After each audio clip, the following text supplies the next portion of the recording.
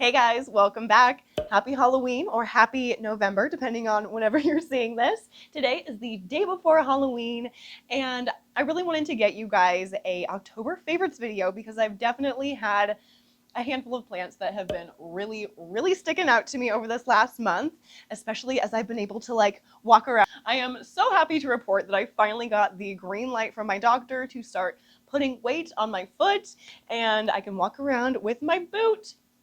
So no more crutches. I'm so happy. You guys, I've been on crutches altogether for almost 6 months this year. So it's really nice to know that I'm just done with them for now. Knock on wood, nothing crazy happens, but I'm done with the crutches. I'm so happy. But yeah, anyway, I do have 5 plants that have been just really jumping out at me lately over the last month that I'm really excited to share with you guys. And I feel like some of them are ones that I don't show on my channel very often. I don't know why, but I feel like they've kind of had a new life given to them recently, and I'm just really excited to show them to you. So first things first, let me get into, okay, this one is really exciting actually. It doesn't look exciting, but this is something I'm really pleased to report on to you guys. So this is my Anthurium papillium cross Magnificum Verde. Yes, that's what it is. Papillium cross Magnificum Verde. And this plant was going downhill fast, real fast. I showed this in a video, just talking about some of my plants that have been struggling. And yeah, this was kind of in the forefront, one that I was really bummed about because I just didn't know if it was gonna be salvageable, and it definitely has. And the reason that it has is because of you guys. Seriously, you guys that watch these videos, that comment or message me or whatever, that help me with your guys' advice, you saved this plant. So thank you so much for all of your kind words of advice. They really helped. I had so many people give me so many different pieces of advice, and I just kind of put them all together. So I can't thank you guys enough. I'm so pleased that this plant has turned around. Not only has this last leaf, which was pretty seemingly rapidly dying off, it's just chilling now. He's just hanging out. He seems like he's gonna be here for a minute, but he's also started putting out a new leaf. So I am just so happy about it. I cannot get over it. I will definitely get you guys some close-ups of this little tiny leaf. It is not fully unfurled yet or anything like that. It's still working on it, but it made it out of the sheath safely, and yeah, it's going to be a beautiful leaf. I'm so excited about it. So let me kind of share with you some of the things that I've done to help this plant bounce back. I went ahead and, based on your guys' recommendations, I made sure to not let this guy dry out. I was letting him get way too dry. And then also based on your guys' recommendations, I took some damp sphagnum moss and I bunched it around the base here, and then I've been keeping it damp and moist with keeping some of this cling wrap on it. And I don't know if you can see there, again, I will be getting you guys close-ups, but there are aerial roots growing out like crazy. So he's really happy. I have started to slowly but surely implement this little system on all of my other Anthurium. So I'm so happy that this plant is now so happy. And again, all thanks to you guys. Y'all rock. All in all, he's doing really well. We have a new baby. We have tons of aerial roots, and I've been keeping it very well watered, not over watered, but I'm not letting this guy dry out all the way. And I have been making sure that every time I water it, I'm giving it some nutrients, because apparently these guys like food as well. So again, all because of you guys. So thank you so much for sharing this valuable information with me and whoever else is reading in the comments struggling with the same things. So thank you. Thank you so much. Okay. Oh, and I've moved it into my cabinet. So it's just been hanging in the living room in the Ikea greenhouse cabinet. I did previously have it in my grow tent greenhouse upstairs, but I wanted to be able to keep more of an eye on it down here where I'm usually hanging out. So yeah, just so you know, that's where she lives. And I've been keeping the humidity boosted in there at least to 60%, if not 70. So not crazy high, but pretty good. This is my favorite mug ever too. I just have to share. I feel like I've shown this to you before because it's like what I use almost every single day, but it's giant and amazing. And my boyfriend's aunt made it for me. Like, look at the size. It's so big. Oh, I love it. Let's do this. Let's do this one here. So, I'm so proud of this guy. Look at this beauty. Oh, and I didn't even tell you too, before I move on to this one, this gorgeous Anthurium was so kindly sent to me by Aroid Market. So thank you to Aroid Market. Amazing plants, amazing prices, like all the freaking time. I need to do an update video on all of those plants too. So I'm going to do that soon for you guys. But okay, the next plant on my favorites list for October is going to be this absolute beauty. This is my Hoya carnosa compacta. This is just the regular like green form, and it's so pretty. It's been doing so well. Wait, what is that? It's just a little schmutz. Okay, but yeah, this plant has been doing so well. I feel like I don't show it on here very often, and I don't know why, because it really is such a beautiful, unique plant, and it's become really easy to find too. So you can just find these at your local big box stores, like at your Home Depots and Lowe's or whatever. I've even seen people finding these at like Walmart's, which is crazy because I don't know, my Walmarts never have good plants here. So if your Walmarts do have good plants, like take advantage of that because that's really cool. But yeah, these are just so amazing. They're so easy to find, and I mean, it's a Hoya. So I feel like in general, Hoya are pretty easy to care for. I do have a Hoya kind of like care-ish video coming out for you guys soon as well. So keep your eyes peeled for that, because I've definitely learned a lot about Hoya, especially recently. So I'm really excited to share with you like the care things that I've taken away from Hoya recently. But this guy has just been such a dream. I will say I am terrified of getting pests on this plant, so I do make sure to spray it down like pretty darn frequently. Anytime I'm spraying a plant, I will also spray this plant just to be sure, because they're like, you know, little tortellini. Oh, this one's kind of splashy. Oh, it's got splash on the inside. Sorry.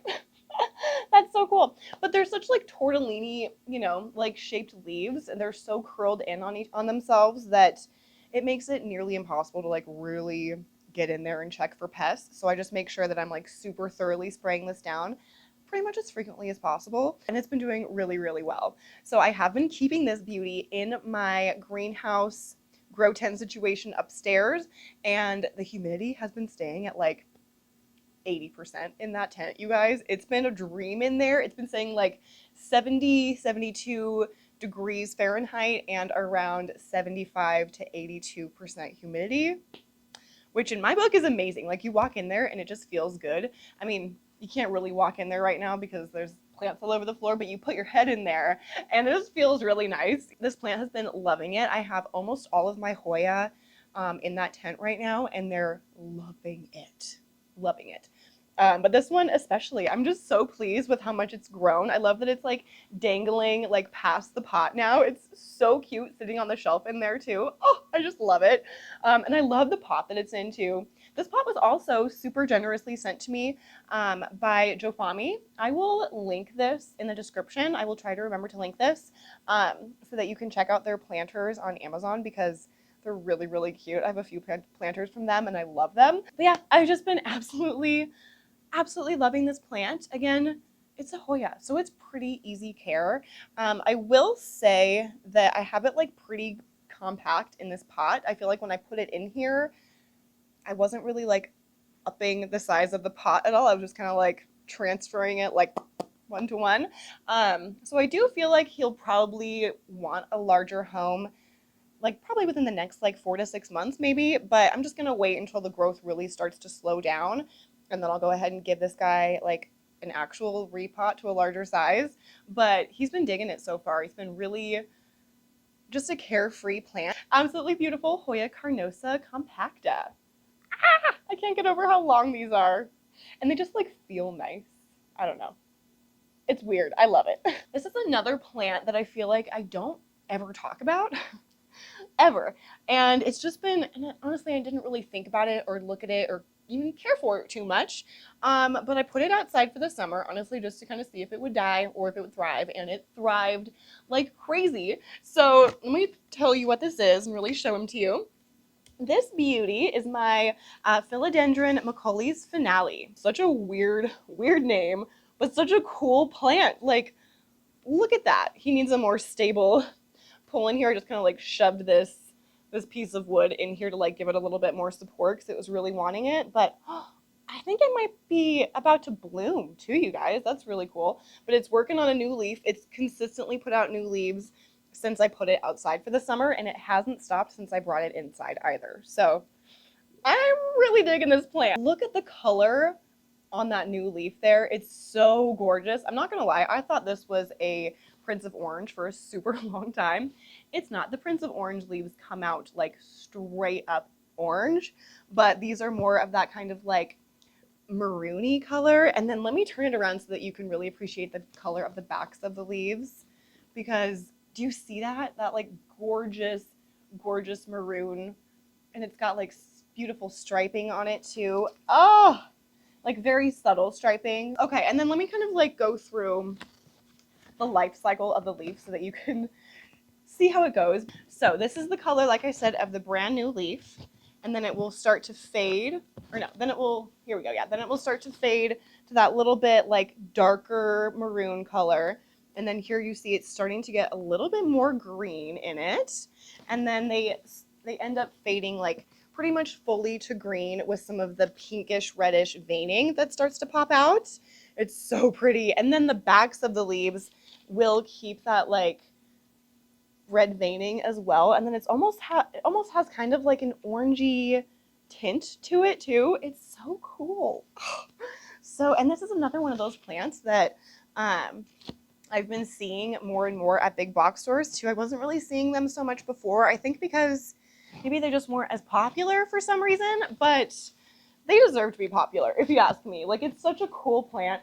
It does, I feel like, take up quite a bit of space. So that is one drawback for me, that it's not just a totally vertical growing plant or a trailing plant. It is kind of like a bushier plant, although it does obviously start to trail more upwards. It's still really bushy at the bottom, which honestly I should appreciate that more, because if it wasn't bushy at the bottom, that would just mean that it's losing all of its lower leaves. And as you can see, it holds on to its lower oldest leaves for a really, really long time. It seems like a really tough plant, you know what I mean? It seems like a tough plant to kill. I let this sucker get ridiculously dry, like way too dry. It's way too dry right now. Like, I could probably just pop this whole thing out of the pot and it would just be like dirt everywhere because it's just bone dry. But it withstands a beating really, really well. So if you are one of those people who can be kind of a chronic underwaterer, this might be a really good plant for you to try. And really, I could say that for almost all philodendron, but this one specifically for me has seemed to be super, super tough, and I really appreciate it. So not only is she gorgeous, but she's kind of a badass. So yeah. All right, this again is the Philodendron McCauley's finale. Looking gorgeous. Let me show you this little baby.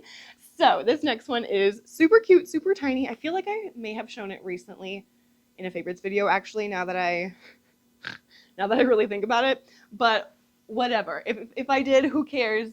It deserves another showing. So this is my little bitty baby Philodendron Pink Princess.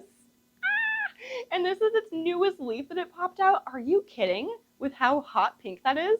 I hope that will come across on the camera just how pink that is. Like, the jacket that I'm wearing is a very like muted blushy pink. It's so pink. I can't even believe it. It's just, oh, it's so pretty, and it's just done so stinking well. I keep him very moist pretty much all the time. He's done so well. I keep the humidity very, very high where this guy lives, so I dread the day that I'm gonna have to take him out of his current home, but he's got plenty of time in there still. So it's done so well. It pretty regularly pushes out leaves, I would say. It's a little bit slower growing of a plant. Obviously, it's super tiny, and it took forever to like really get that growth going, because I got it just as like basically unrooted nodes with like little teeny tiny leaves. I don't think they had any roots really when I got it. And I got it from a trade from an old coworker. So I was so thankful to that. And yeah, it's just so cute. I can't get over it. I cannot get over it. This is the plant that like really has shown me that like, okay, pink plants can be really, really cool. Like, I thought that the pink princess was kind of overrated for a while because, I don't know. I mean, sometimes the leaves can get kind of muddy looking if your plant just doesn't have the best genetics or something like that. But yeah, the piece of plant that she gave me has some beautiful genetics and they're just rocking it. And can you see like this long aerial root? Like what the heck? It's so so cool. And just the variegation in general on here, the way it's dispersed is so beautiful. This is definitely like clearly the highest variegated leaf out of all of them so far. So as absolutely stunning as it is, I am a little bit nervous that it's going to be like too variegated and like melt off or something. But I guess because it's pink and not white, hopefully it'll stand more of a chance. But I'm so pleased with this plant. And I just love that like the aerial roots have been starting to pop out like crazy too. It kind of makes me feel like I should give him like a little support or something soon because he does feel a little wobbly in there. You know what I mean? And it's already working on another new little leaf spike right there. So it's so exciting. I will say this leaf shape does look a little bit different, like it's more chubby than all of the others. But I don't think that it has a pest or anything like that, although there are some like little dots on here, but that is just from the extra floral nectaries, like essentially being a magnifying glass on the leaves when the sun hits and just burning it a little bit. So I'm not worried about that at all. And I feel like I'm showcasing a lot of plants in this video that you can pretty easily find now at your big box stores, which I love to see. I love to see that accessibility starting to spread and more people being able to get these really cool plants at affordable prices and not having to spend an arm and a leg because let's be real, excuse me, let's be real, who has the money all the time to just be like dropping hundreds of dollars on a plant? And this plant used to be hundreds of dollars and it still can be some places depending on the size and the, you know, the variegation or whatever that you find. But the fact now that you can find this plant at like your local grocery store for like $20 and a good sized plant with like good variegation is crazy. It's so awesome. I am such a big fan of tissue cultured plants. I can't even tell you. I feel like for a while there was kind of like a strange stigma like against tissue cultured plants, TC plants, and I'm really glad that that has like started to fade, at least it seems like in my eyes. I'm not seeing as many posts being like, oh, but is that a TC plant? Oh, but I don't want that plant if it's TC. Most plants are tissue cultured. You know what I mean? Like, hello, it's not a big deal. It's great for the environment because that lends plants that are going to be much more rare, like out in the world, if they can tissue culture those plants and make it less appealing for poachers to go out there and steal those plants from the wild because there's no need for them to do it because people are already having access to those beautiful plants without having to take them from their natural environment. It's amazing. Like, why would you not? You know what I mean? It's just so cool. So I am here for it. I love it. I will buy a tissue culture plant all day, every day. I would assume that like 99.999% of my collection are tissue culture plants. You know what I mean? Like, I can't see any of these plants not being tissue cultured, to be totally honest with you. Like even the Anthurium and stuff, I'm sure those have all been tissue cultured, and that's how we're able to get them out. So I'm here for it. I love it. Let me know if I'm wrong too about the Anthurium. I have no idea. Like they totally could not be tissue cultured, but I just assume that like for ease and being able to like get that actual like large availability out to the masses, they'd have to be tissue cultured, you know what I mean? But maybe not. I'm just assuming here. I don't know. You know what they say when you assume. So thank you for tissue culturing plants, people who out there do it, because that's what allows me to have all of these beautiful plants at affordable prices. So raise the roof for tissue culturing. I don't know.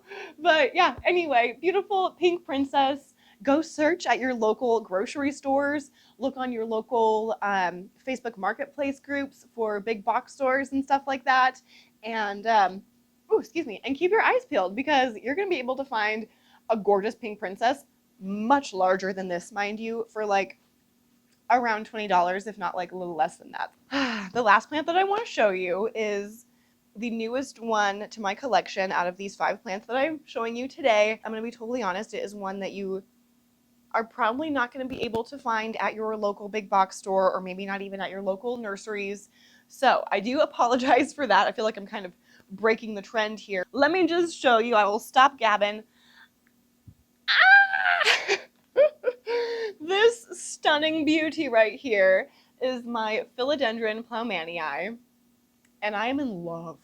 I love this plant. I love all of the plants that I got from Equigenera. See my recent haul video somewhere up here to see all the 8 plants that I got.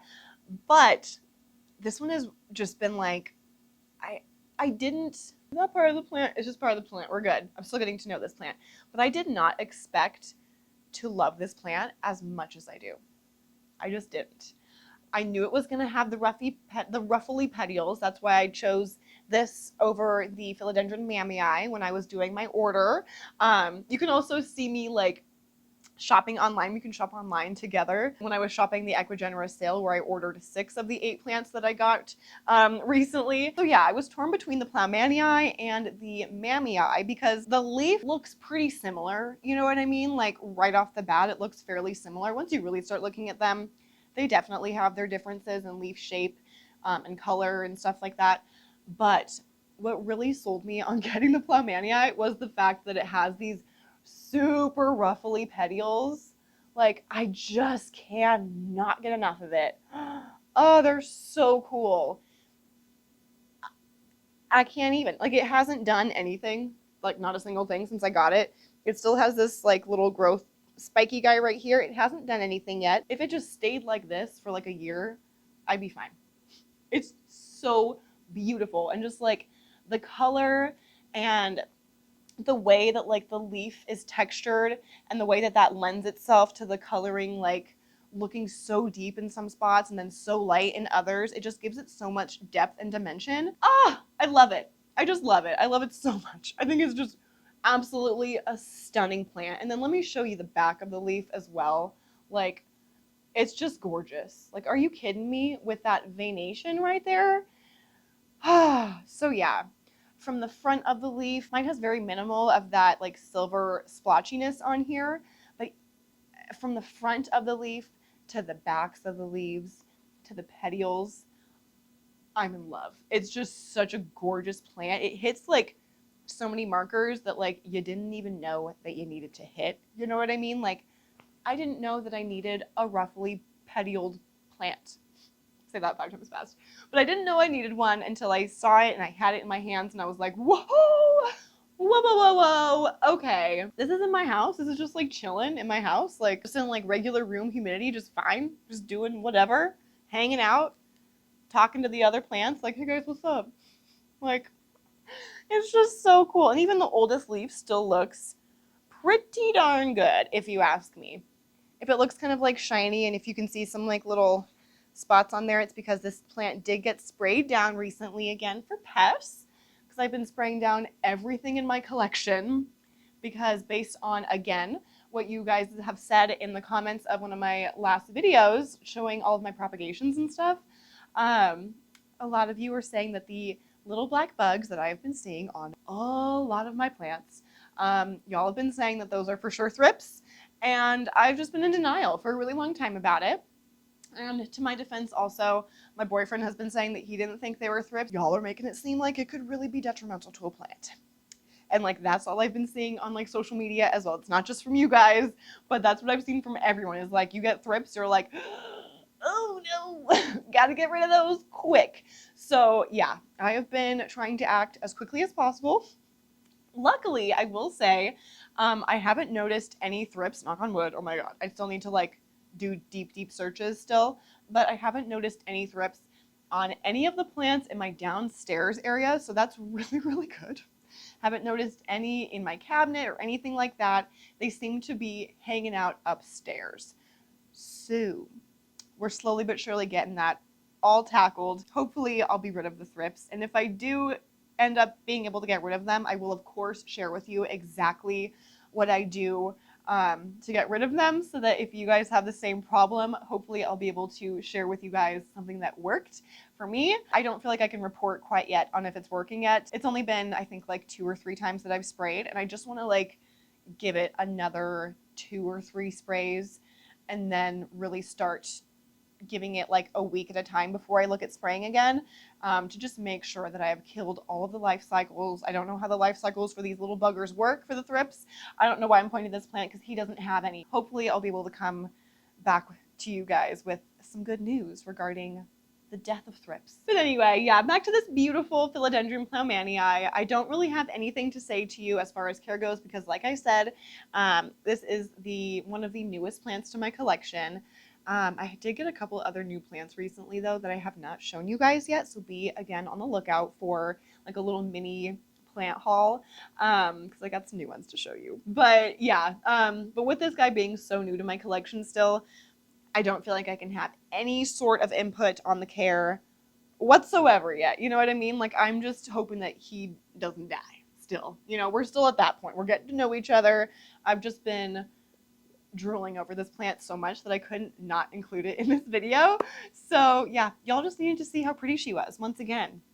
You know what I mean? The haul video and the repot video, which I don't think you guys have seen yet. It's not enough. It's not enough for this beautiful plant. She needed more stage time. So yes, absolutely gorgeous Philodendron plowmanii.